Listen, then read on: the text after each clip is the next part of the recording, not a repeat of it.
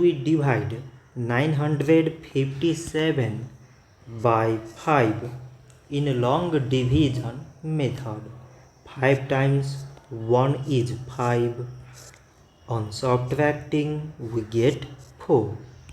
So now we put down this 5 and it is 45. So 5 times 9 is 45. On subtracting we get 0. So again we put down this 7 and 5 times 1 is 5. On subtracting we get 2. So now we have no any other number to put it down. So we take here decimal, so that we put 0.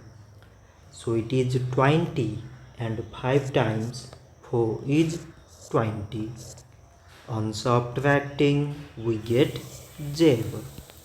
So 957 divided by 5 is 191 decimal 4.